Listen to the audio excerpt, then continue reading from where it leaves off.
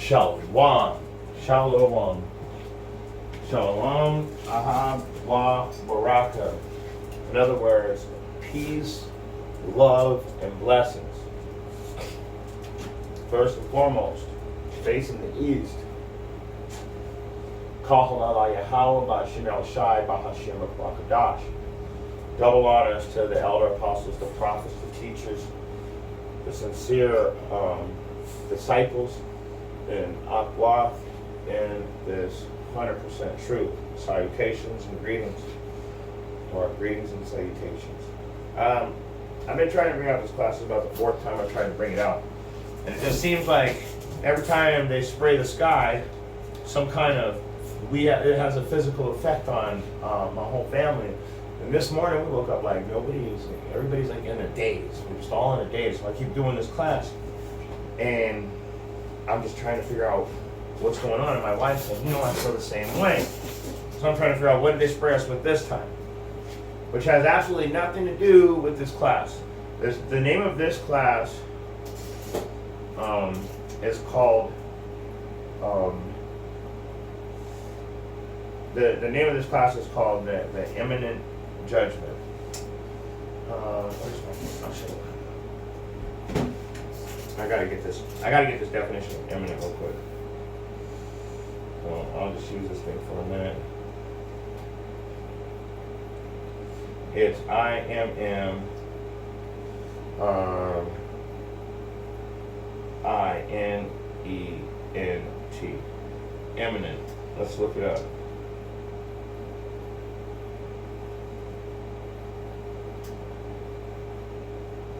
I love this definition. All right. So, the name of this class, like I said, is the imminent destruction. The imminent judgment.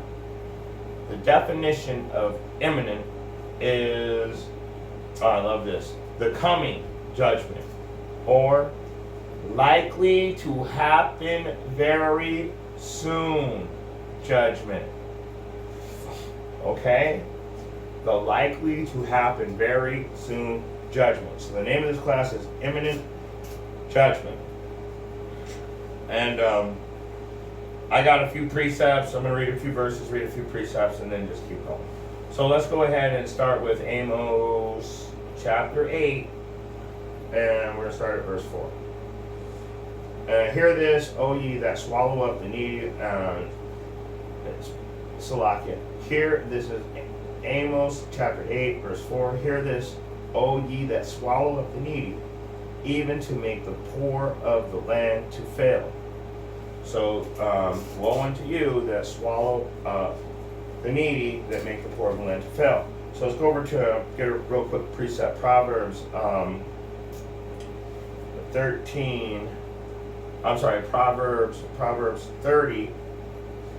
and 14. So let's get it. Proverbs 30 and 14. And it says, let's go to the KJV version.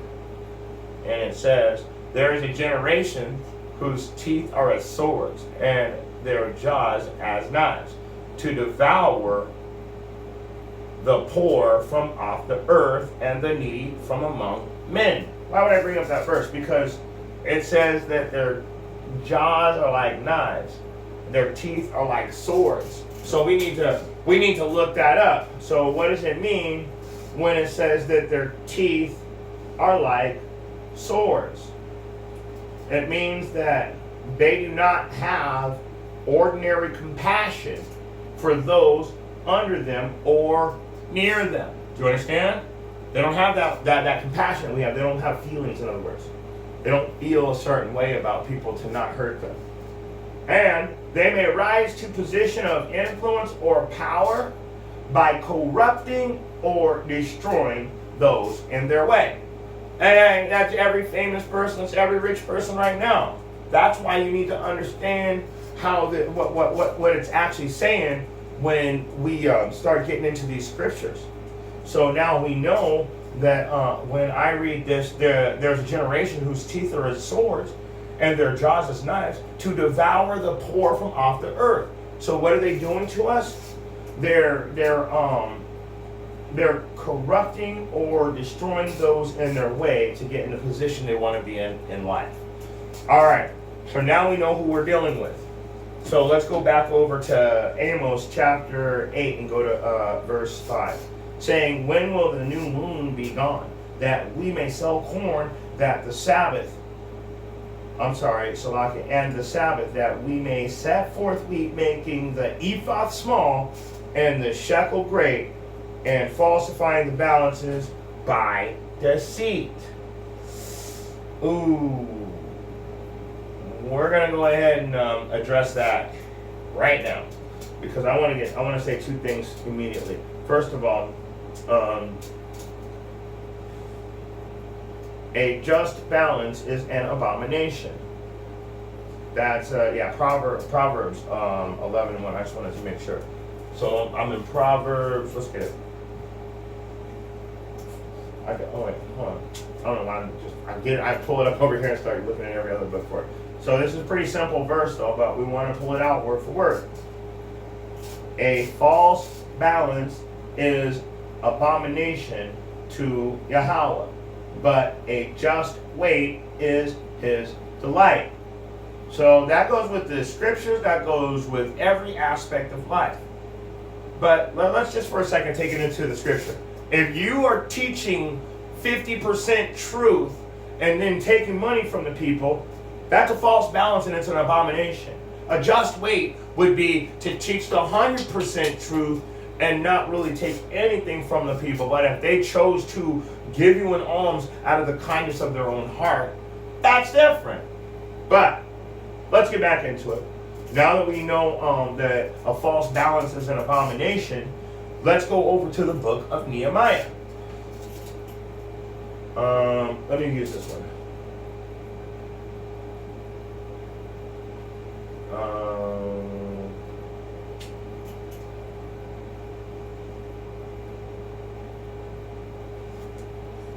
We'll go over to the book of Nehemiah.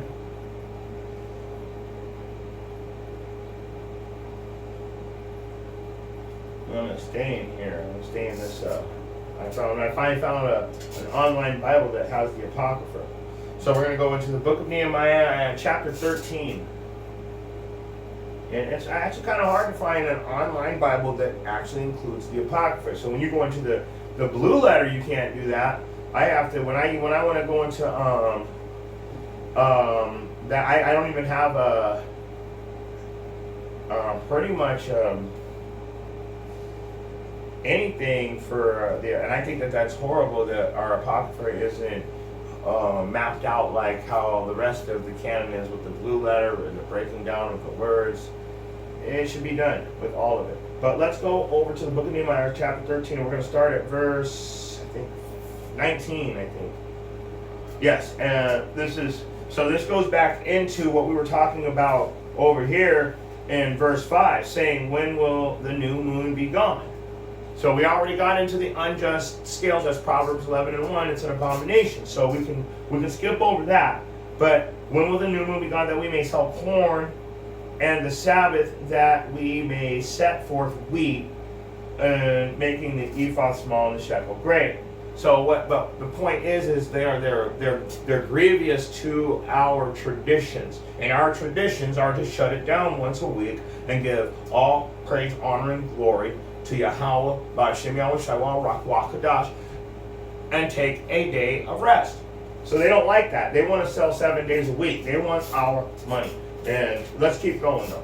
So, and it came to pass that this is we're going over to Nehemiah chapter 13, starting at verse 19. I just brought you up to speed, showing you that when will the new moon be gone, and that we may sell corn. So I want to show you in this, and I got to bring it out also in the Living Bible because it really goes in on this verse. But first, let's get it. Nehemiah 13 and 19.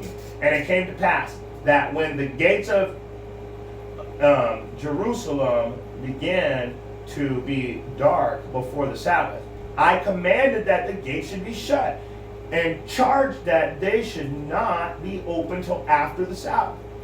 And some of my servants set I at the gates, that there should no burden be brought in on the Sabbath day. So there's people guarding the gates. Now you can go in and out, of course, but not to bear burdens and to be buying, selling, and trading. And all of Israel should be inside of the gate resting in the first place. Now there are people that sojourn. So he's saying he's keeping guards at the gate. And why has he got them at the gate? That no burden should be brought in on a Sabbath day. So he's letting you know no merchants are coming in. How do I know? Next verse. So the merchants and the sellers of all kind of ware lodged out without Jerusalem once or twice. So they did it a couple times. They went home and tried to keep the Sabbath or whatever they did. They didn't mess with Jerusalem for a few weeks. You know what I'm saying? Like a couple Sabbaths is what they did. Once or twice. So, verse 21, coming into one of my most favorite statements made in the Bible, proving who the real Israelites are. Two birds, one stone, one verse. Listen to this. Then I testified against them and said unto them, why lodge ye about the wall? If ye do so again, I will lay hands on you. You can get these hands. I got heavy hands. You can catch these hands anytime. That phrase was coined by Nehemiah. Nehemiah said that to the merchants, telling them, hey, you guys are trying to get my people to break the laws. I'm going to put hands on you. So, let me read it again. It said, if ye do so again, I will lay hands on you. From that time forth came they no more on the Sabbath. So, you got to imagine what kind of influence Nehemiah had to be able to tell somebody, hey, next time I'm going to put some hands on you. He must have had a magnificent physical stature and a very scary countenance for him to just say it and then be like, oh, yes, sir, I'm never coming back again. Think about that. So these guys were grievous, and the reason why they were grievous to when will the Sabbath be over, because they already got told by Nehemiah, you come over here on a Sabbath and see if we don't F you up. So they know that now. So they're now they want to wait. At least they got enough common sense to wait, though, right? So I want to read that again. I guess I want to read it again in the Proverbs. Let me see. Nah, I think I'm pretty sure that this book is going to have it say it the same way pretty much.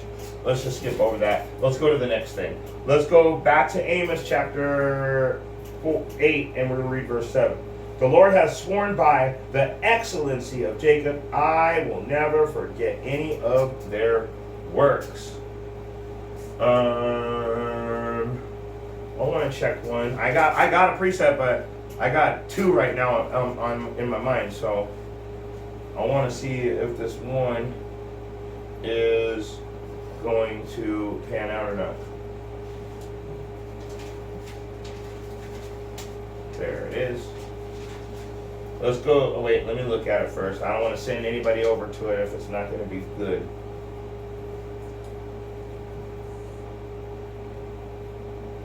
Yes. So, let me read it again. Yahweh hath sworn by the excellency of Jacob, I will surely never forget any of their works. Taking it over to Hosea chapter 7, verse 2. And they consider not in their hearts, which is your mind, that I remember all of their wickedness. Now, their own doings have beset them about. They are before my face. So, they make the king glad with their wickedness and the princes with their lies. I'm going to stop right there. I don't want to go too far because that'll take us into another lesson, but this is talking about the 2/3. Now, I just showed you, it says right here that the Most High, Yahweh Most High, I will never forget their works. Let's further prove that point. Let's nail that coffin right now, because this goes into my one of my most favorite verses in the whole Bible, because you hear me say it every single class, at the end of every single class, and there's a spirit on me to say it because you guys need to know Yahweh's coming. He's sending Yahweh Shai to fulfill the prophecies. So let's get it. Revelation chapter 22 and 12. And behold, I come quickly, and my reward is with me, to give every man according to his work shall be. Now, what did it say in Amos?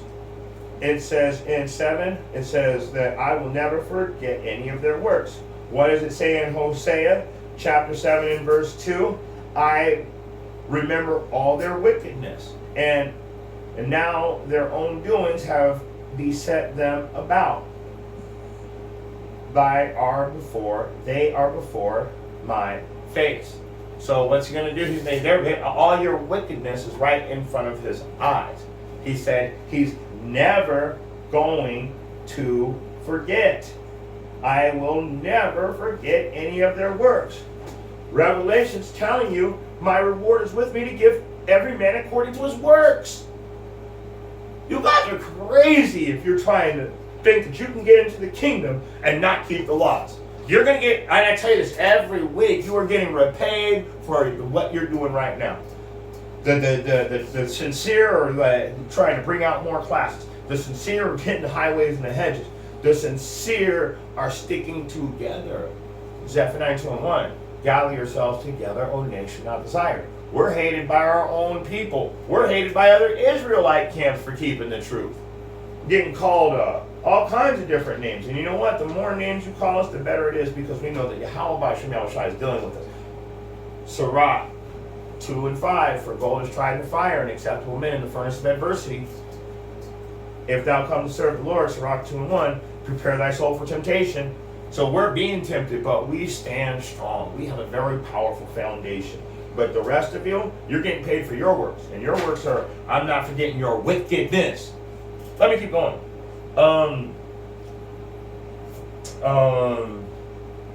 Let's go to Amos 8 and 8. Let me get back into Amos before I start reading the wrong chat. I do that all the time. So Amos 8 and 8. Shall not the land tremble for this, and everyone mourn that dwelleth in, and it shall rise up wholly as a flood, and it shall be cast out and drowned, as by the flood of Egypt. So, it's funny because he's saying, he's telling you, the whole land, for all of the wickedness, that the Most High is not going to forget your works. The whole land, everyone mourn that dwelleth therein. So, and that goes for your mind state too. You've been told, come out of her, my people. Mentally come out of her. You cannot physically go anywhere on this earth at this time to be away from the oppressor. Sorry, it's not going to happen. You don't have a hiding place. Your only hiding place is in these scriptures, following these instructions sincerely, not grievously. Let's keep going though. I want to start going here and there. So let's go Amos 8 and 8. Let's read it just one more time. Shall not the land tremble for this, and every one mourn that dwell therein, and it shall rise up wholly as a flood, and it shall be cast out and drowned as by the flood of Egypt. So let's get Luke. Let's see. Let's go over here in this one.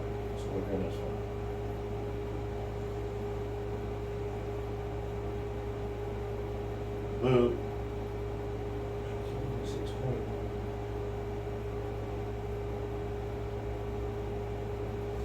Luke chapter 21. Let me make sure. So Luke chapter 21.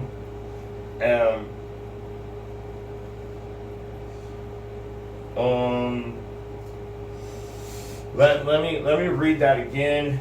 I want to read it again in the Living Bible. So 8 and 8. We're going to read Amos 8 and 8 again. The land will tremble as it awaits its doom, and everyone will mourn. I will rise up the river Nile at flood time, toss about, and sink again. So it's saying that while we're waiting for our destruction, what did he say? That the land will tremble. So that right there is giving us a hint of coming into going down. You.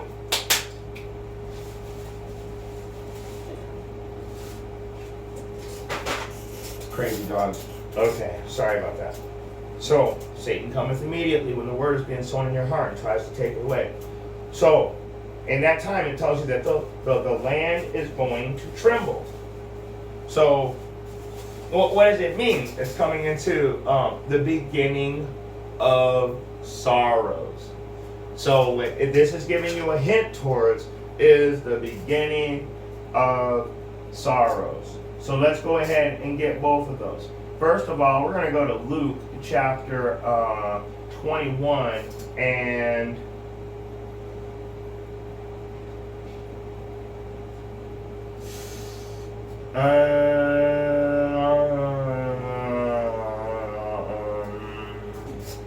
let's start at verse 10.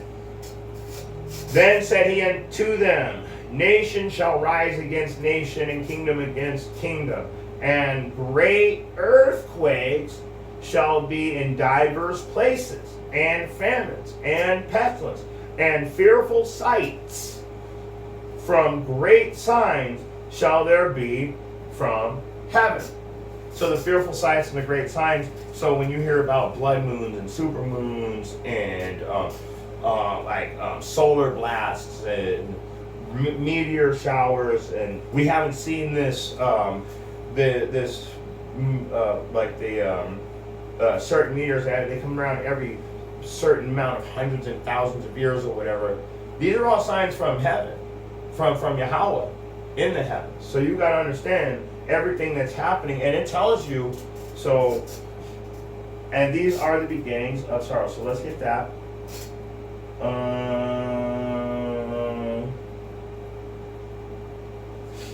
Let's go to we're gonna have to get it in Matthew. So I don't know where it's at, but I'm gonna have to end up reading the whole chapter really quick right now. I'm just not that fast. So let's go to the book of Matthew, chapter 20. Book of Matthew, chapter 24, and I think it's like verse 7 or 8. Yes, 8. So Matthew 24 and 8, like I said, when the earth is trembling, this is a hint to what? This is Matthew 24 and 8, and these are the beginnings of sorrows. So watch this. Let's go ahead and go back one verse to Matthew 24 and 7.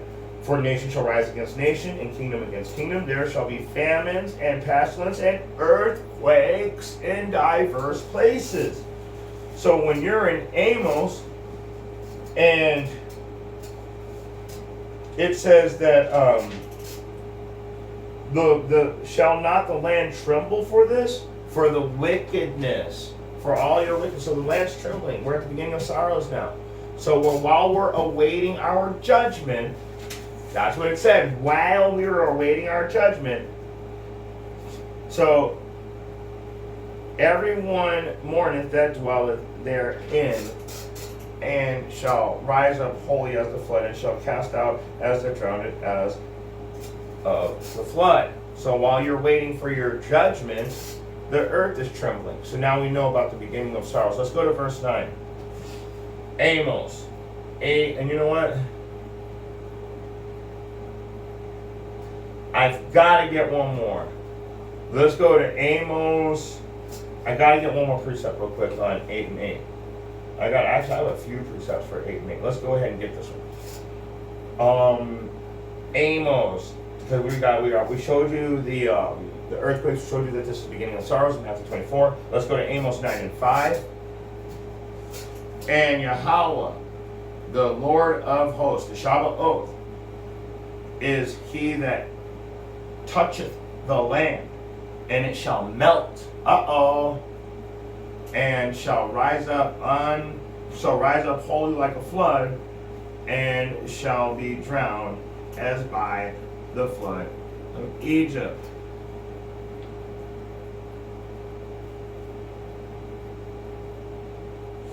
So let me get another one.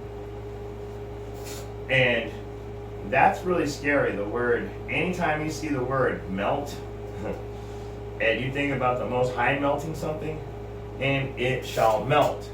Let me show you why I say that. That's kind of a scary thing, especially for you 2/3 and you other nations. Let me say it like this. And their eyes shall melt in their holes. There it is. Zechariah 14 and 12. So, I'm going to read this again. The Lord of hosts that hath touched the land, and it shall melt, and all that dwell therein shall mourn. So when you talk about the land melting, you need to go over to Zechariah chapter 14 and 12. And what it says, and this shall be the plague wherewith Yahweh will smite all the people that have fought against Jerusalem. So this is getting into the other nations. And you 2/3. Because if you aren't with us, you are against us. Don't you get it? Their flesh will rot while they stand on their feet, and their eyes will rot. Oh, I'm sorry. That's the Berean Bible. No. Let me read it in the King James Version that goes back to the original Bible. And it shall be the plague wherewith the Yahweh will smite all the people that have fought against Jerusalem. Like I said, the people that have fought against Jerusalem, even if you're an Israelite and you're pumping that Christianity and that Islam and worldliness, you're one of them.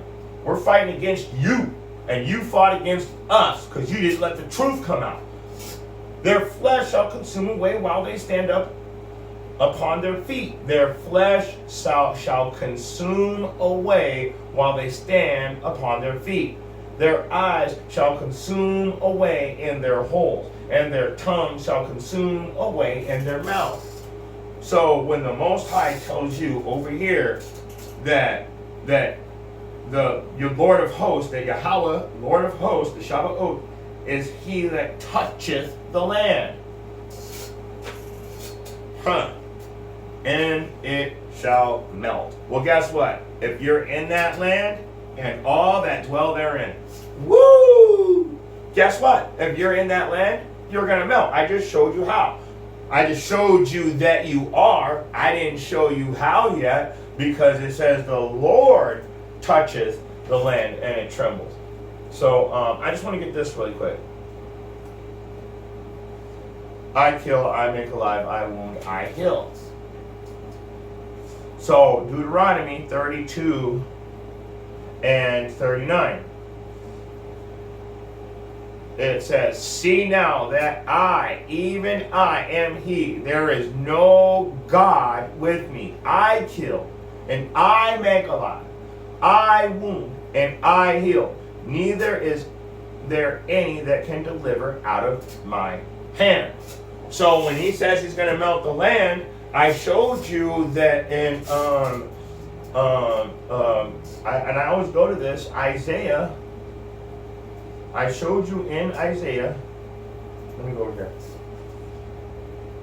And we all know that Isaiah 66, 15 and 16. So let's just read it again. I'll read it every class if I have to until you guys understand what this melting is. So, how do you melt? What melts things? Fire. Fire melts things. That's the only thing that's going to melt you is fire. What is a laser? It's a concentrated beam of fire. It's hot. It'll burn right through something. Super high powered concentrated beam of fire. So, let's get it. Isaiah, let's get it, 15 and 16. For by fire and by his sword. That's my point right now. I want to bring out the sword. And by his sword he shall conquer and devour. What chapter and verse? No, I'm sorry. By your sword will you gather the dew of the earth. What chapter and verse? No. There it is. There it is. All right.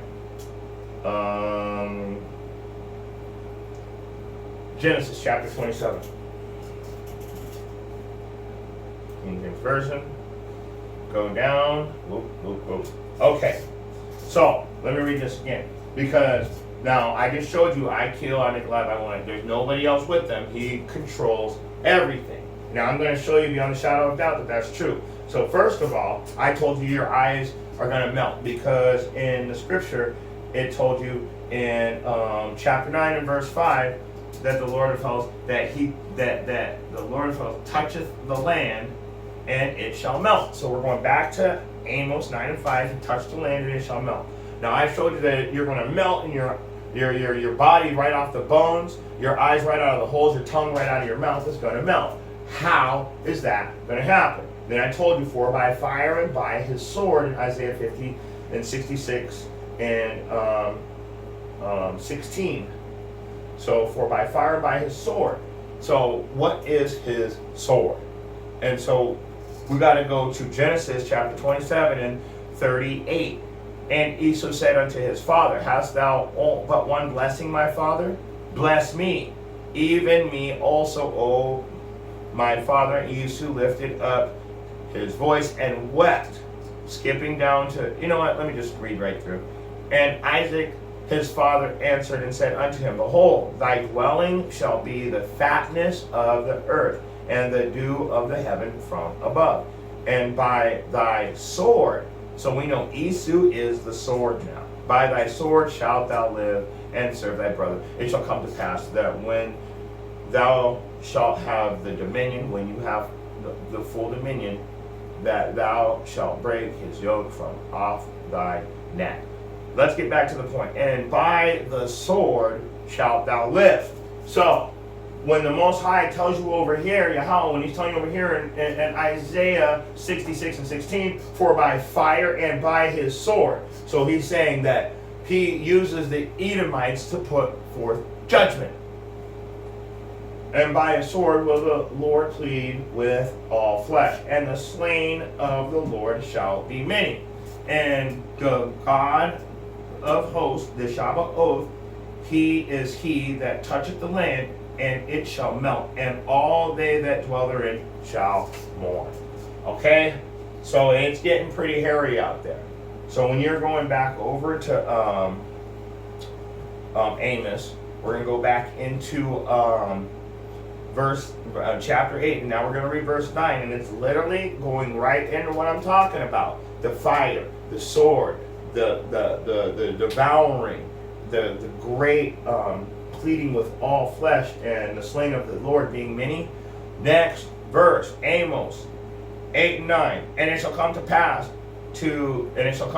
in that day, saith Yahweh, that I will cause the sun to go down at noon, and I will darken the earth in a clear day. You know, I think it was last week or 2 weeks ago we had that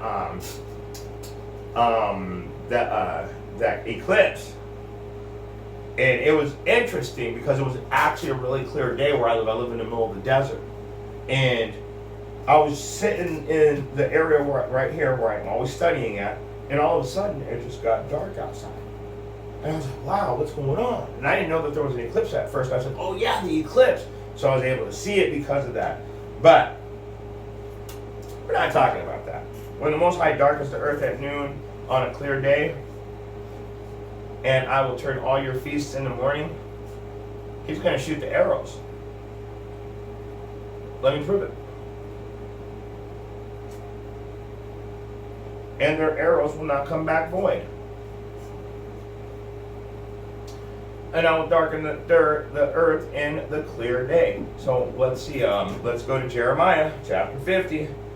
Gotta go to Jeremiah chapter 50 and 9. So how is it going to become dark on a clear day? For lo, I will raise and cause to come up against Babylon an assembly of great nations from the north country, and they shall set themselves in array against her. From thence she shall be taken to be destroyed. Their arrows, their missiles, their hypersonic nuclear weapons shall be as a mighty expert men. None shall return vain. It's all written in the Bible. You guys just don't understand the Bible. It's getting ready to happen. Let's stay in Jeremiah. Let's go to, I want to see what this one is too, because I got another one in Jeremiah that I don't remember. Let's go to Jeremiah 46. And Jeremiah 46, and let's go down to, let me check it first.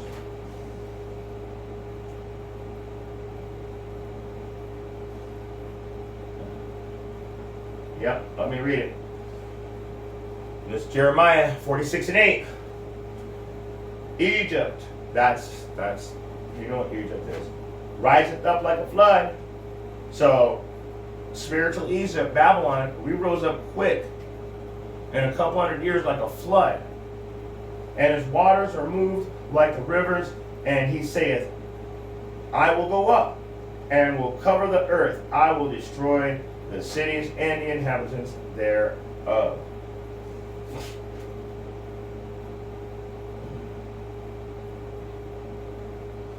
So, I'm almost putting in a verse that I wasn't sure about, but I'm reading it anyway. I will rise up like a flood. Egypt rises up like a flood. And his waters are moved like the rivers. And so, Egypt, like the spiritual Egypt, Babylon, spiritual Sodom, America, rose up like a flood. And the waters are moved like a river. They were fast.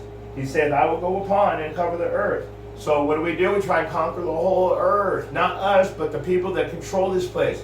I'm a Gadite. I'm native nation. I want you out of my land. In fact, I don't even want this land. I want to go home. You can have this land. I want to go home. Most High's going to turn this into liquid rock.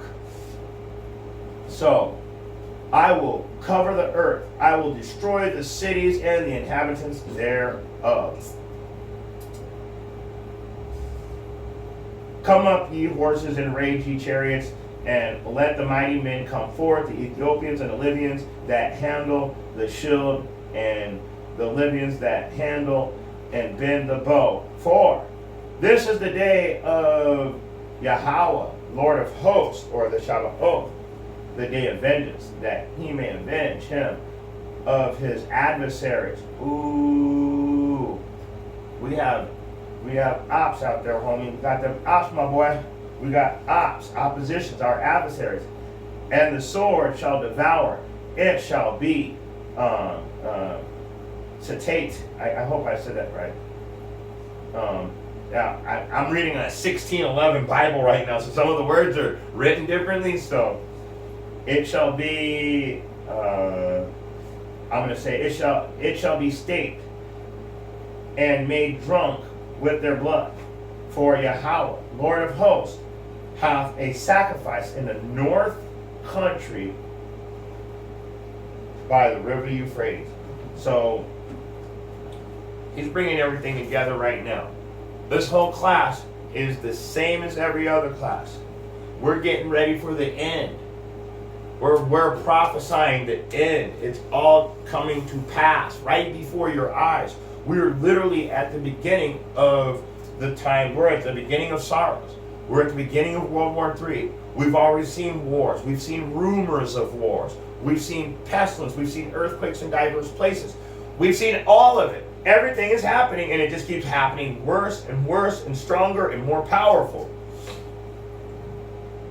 You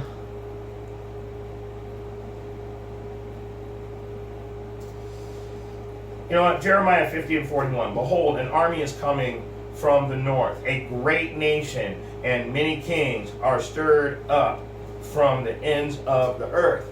Everybody is angry at the fact that Egypt rose up like a flood, that we came up like a flood and tried to cover the earth and devour and destroy all the cities, because they want this nation that we're stuck in wants to take over the world. Like some kind of Pinky in the Brain type activity. What are you going to do today, Pinky? We're going to take over the world. Well, that's actually the reason why that cartoon is so funny, because those people are actually trying to do that. Now, I think I have another precept. I keep having like I'll just be taking notes some days and just start writing down all kinds of stuff. So sometimes that's why I want to read them first, because I want to make sure that they line up. So I'm going over to Haggai now, chapter 2, and let's see if I put some more good notes.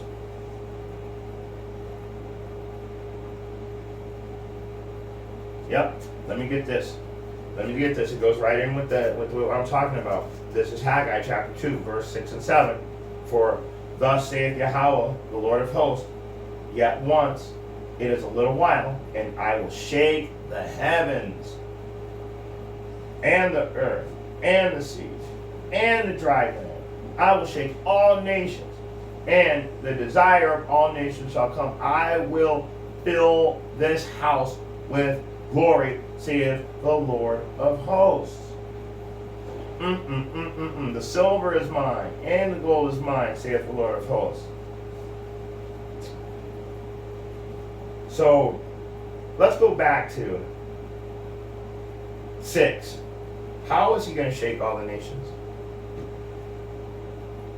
Didn't I just show you that the expert men, all the North country, is going to shoot these arrows and they're not going to come back void? He's going to shake the whole earth with that. And then I show you that by fire and then by his sword. So the Most High is allowing these Edomites to do this. Now let me prove, like I said, I'm going to prove that the Most High has full control. He has full control. Let's go to the book of Job. Let's show how much control the Most High has. Let's go to chapter. Whoops.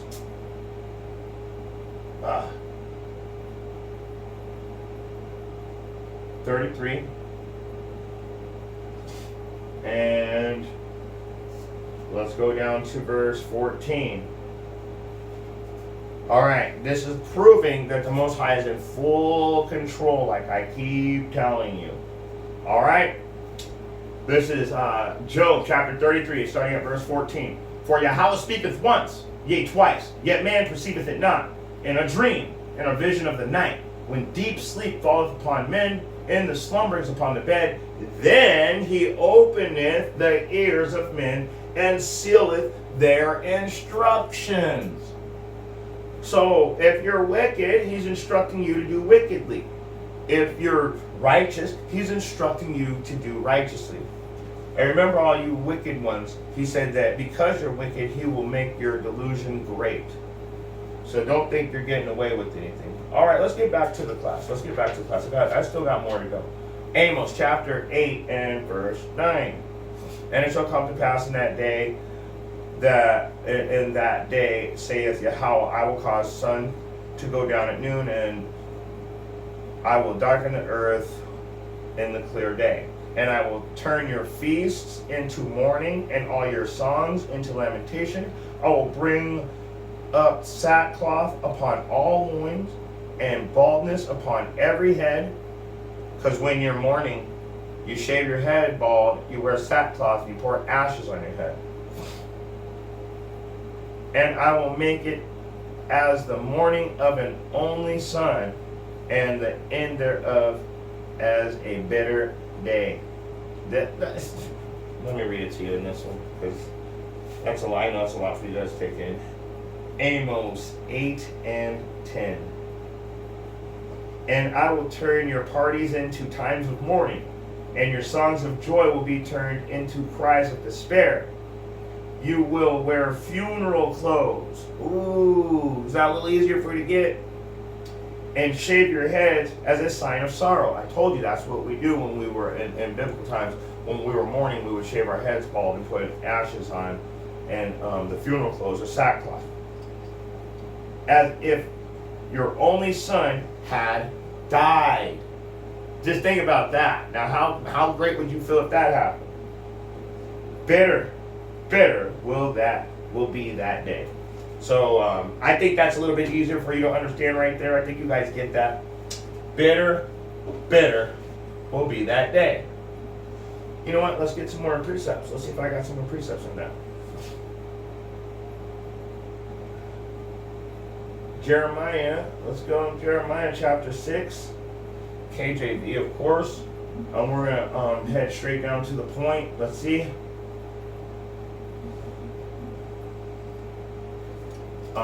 Jeremiah.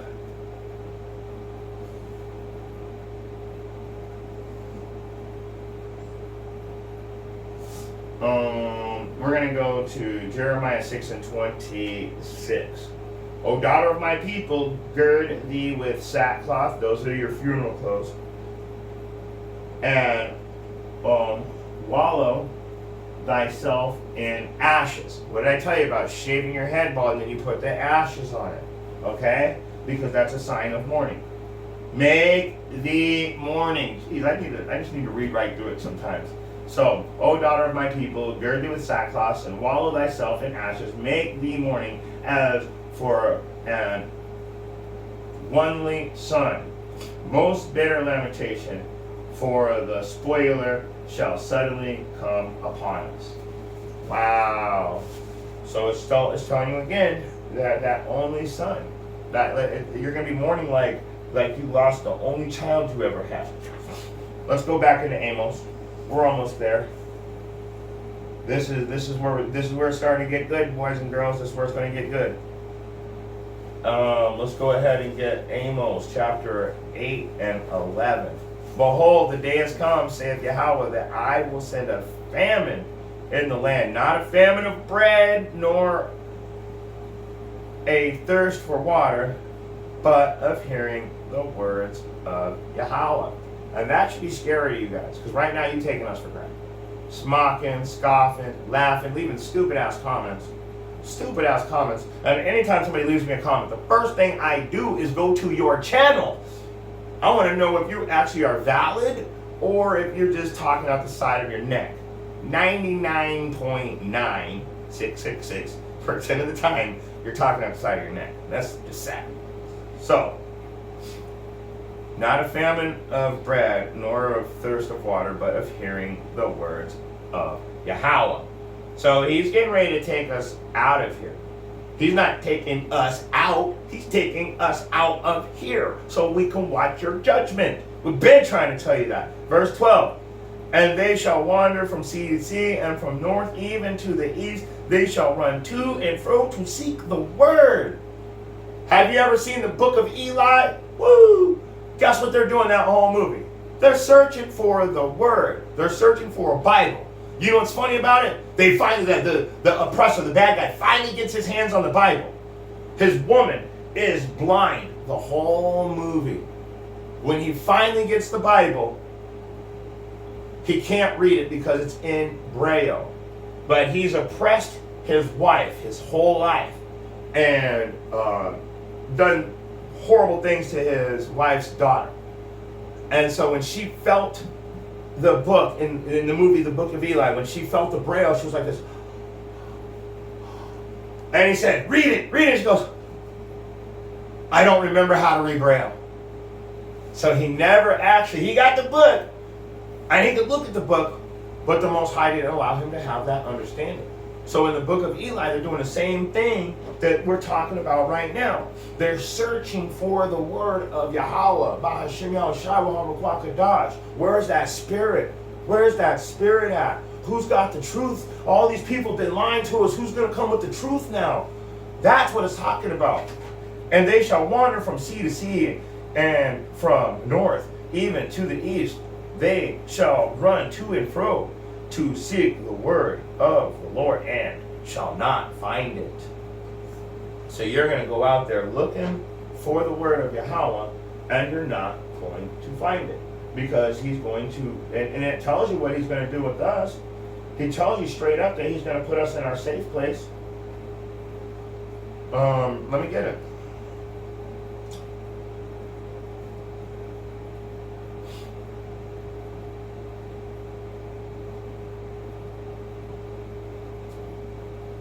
Go into thy chambers and shut thy door and hide thyself for but a small moment until thy indignation overpass thee. What chapter and verse is that?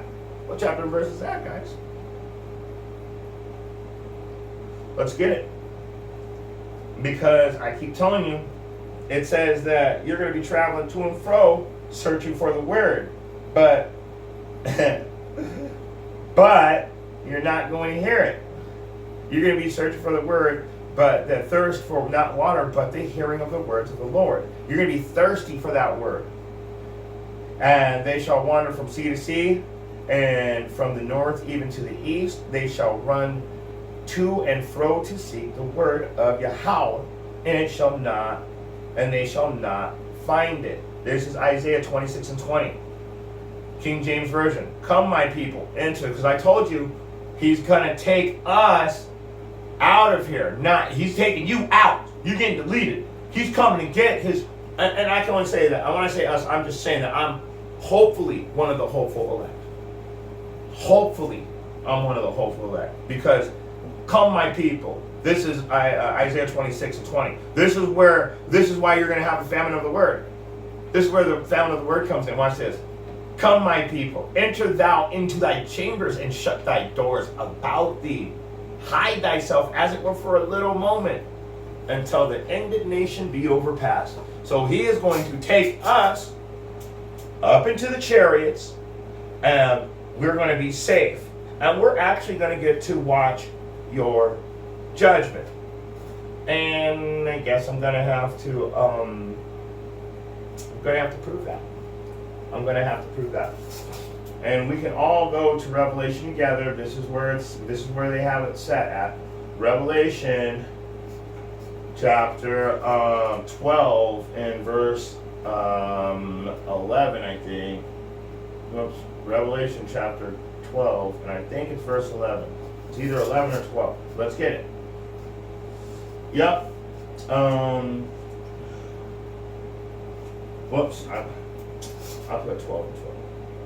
Chapter 11, and going down to verse 12, and it says, and they heard a great voice from heaven. So who's going to hear the great voice from heaven?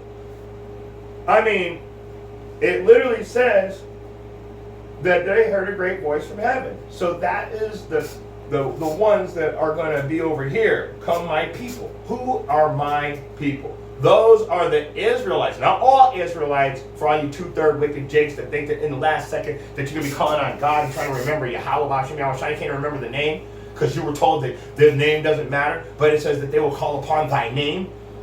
I will teach you to call upon my name and be happy about it. You guys don't even know. So, going back into it, it says right here in verse 11, or 12, I'm sorry, and they heard a great voice from heaven saying unto them, come up hither. And they ascended up into heaven in a cloud.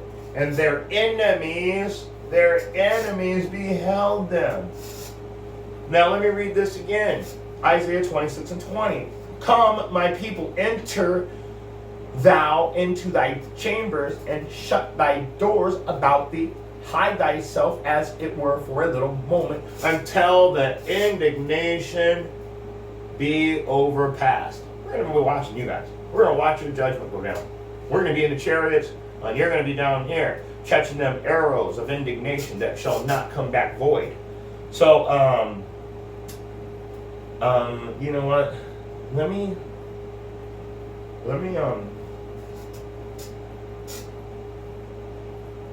I think we got Micah already. We've already brought out Micah, didn't we?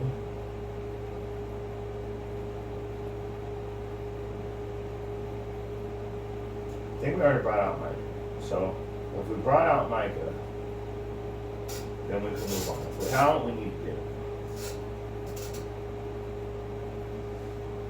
Yep. We need to bring out Micah too. Now, we need to go back to what we were saying in verse 11 and 12 again.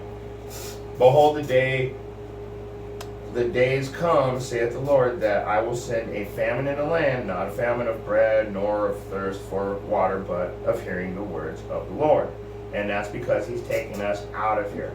Like I said, he's taking you guys out, deleted, but he's taking us out of here first. Now, we know that there's going to be a famine of the word. What does it say in the book of Micah? This is 3 and 6. Therefore, night shall be unto you, that ye shall not have a vision. Because the Most High ain't dealing with you. He has to send you the vision. I showed you in the book of Job 33, 14 through 16, I think, or 14 and 15.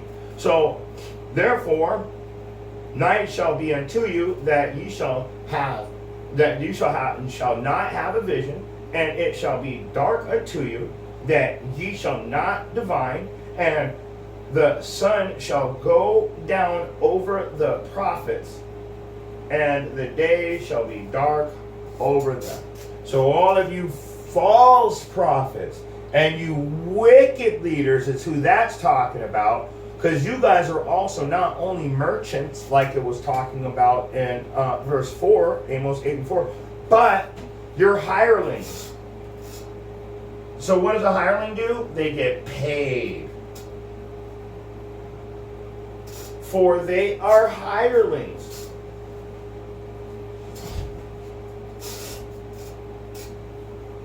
For they are hirelings, and when the wolf comes, they will flee. What chapter and verse? Let's go to the book of...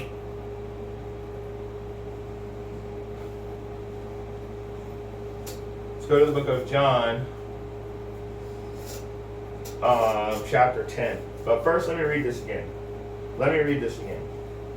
Therefore shall it be unto you. This is talking about the famine of the word, guys. I want to stick with the point still, because I be jumping around a lot, so I don't want you guys to get lost. Okay?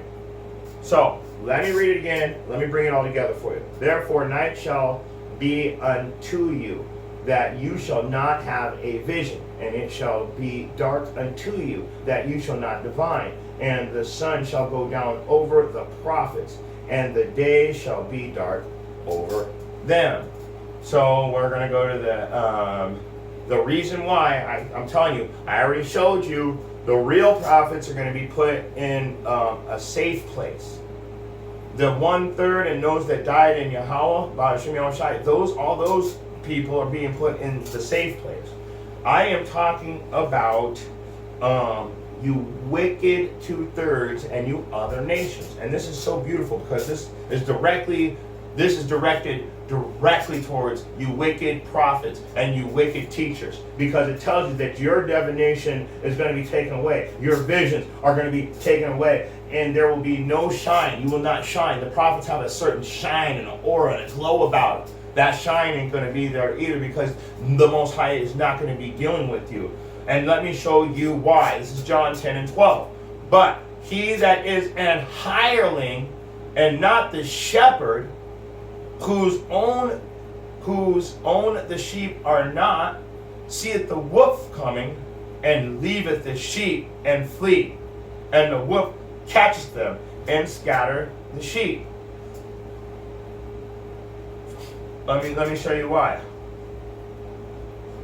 And let me read this 13. The hireling fleeth, because he is a hireling. He careth not for the sheep. He's paid. What is a hireling? Let me get that definition real quick.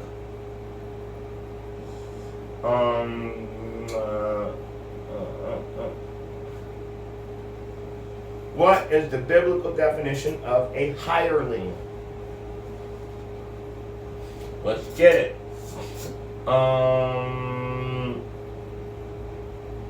It's saying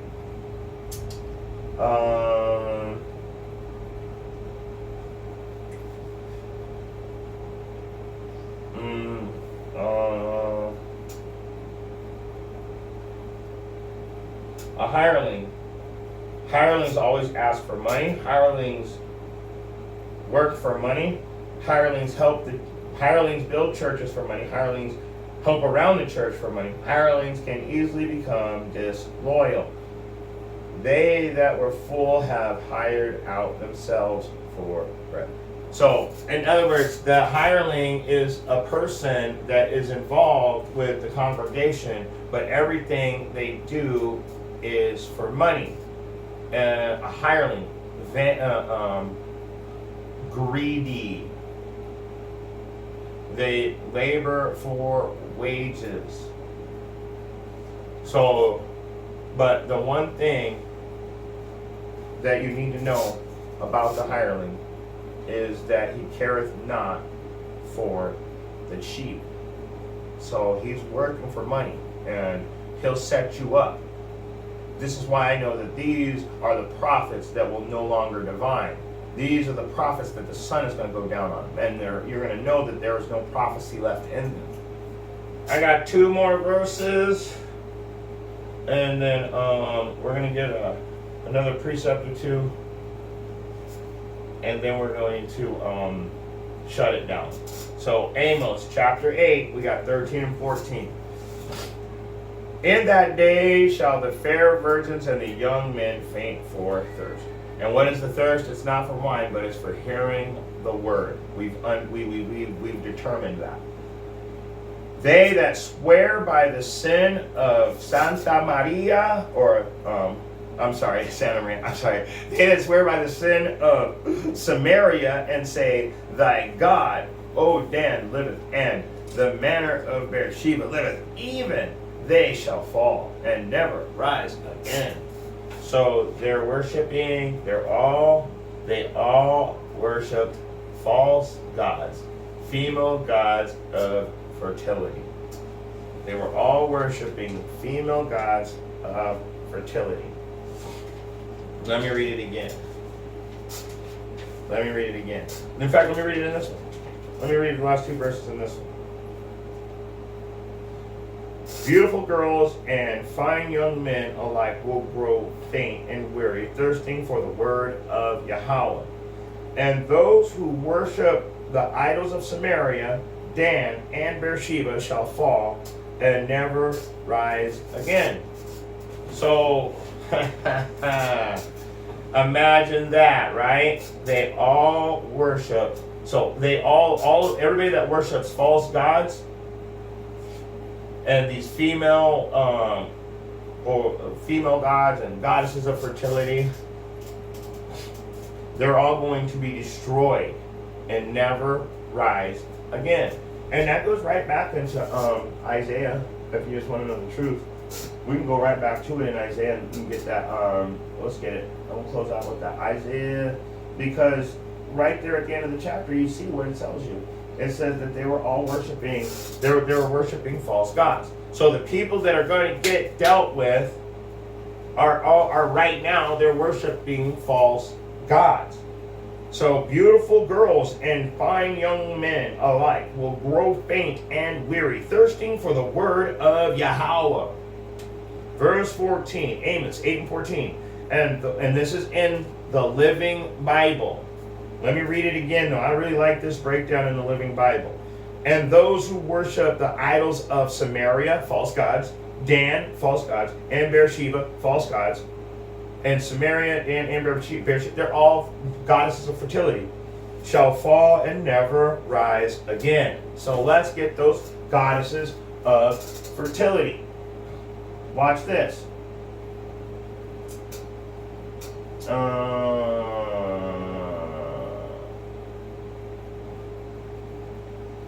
So Isaiah 66 and 17. Now I told you in 16, for by fire and by his sword the Lord will plead with all flesh, and the slain of the Lord shall be many. So for by fire and by his sword will Yahweh, Bahashem Yahweh Shai, plead with all flesh, and the slain of Yahweh, Bahashem Yahweh Shai, shall be many. Here's the point. It said that they were worshiping false gods in Amos chapter 8 and verse 14. So let's get the recompense. So the Most High said, the slain of the Lord shall be many. Who are those people that are getting slain? Verse 17 of Isaiah 66. They that sanctify themselves and purify themselves in the gardens behind one tree in the midst, eating swine's flesh. The abomination and the mouse shall be consumed together, saith the Lord. So, the reason why I'm bringing this out, it says, themselves in the gardens behind the tree in the midst. That is where they would hide out in biblical times to worship their goddesses of fertility. And what is he going to do? Well, for behold, the Lord will come with fire and with his chariots like a whirlwind, to render his anger with fury and his rebuke with flames of fire. For by fire and by his sword will Yahweh plead with all flesh, and the slain of the Lord shall be many. They that sanctify themselves and purify themselves in the garden behind one tree in the midst, eating swine's flesh and the abomination and the mouse, shall be consumed together, saith the Lord. Okay?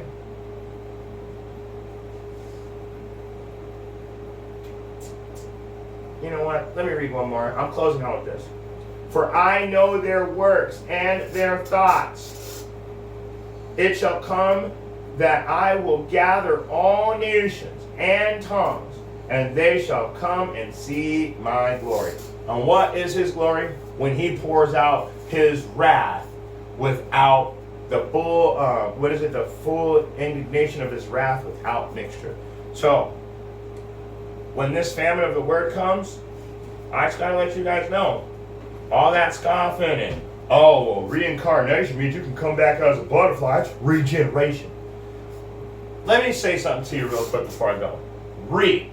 Re-enter, to start over. Carnation. I can go down to the Mexican market right now and get carne asada, which means flesh. Carne. Returning to carnal flesh. Reincarnation.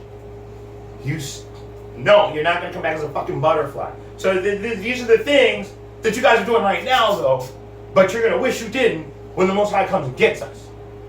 That's just one little example. But with that being said, if you got eyes to see and you got ears to hear, I hope you were able to get something out of this message. Shalom.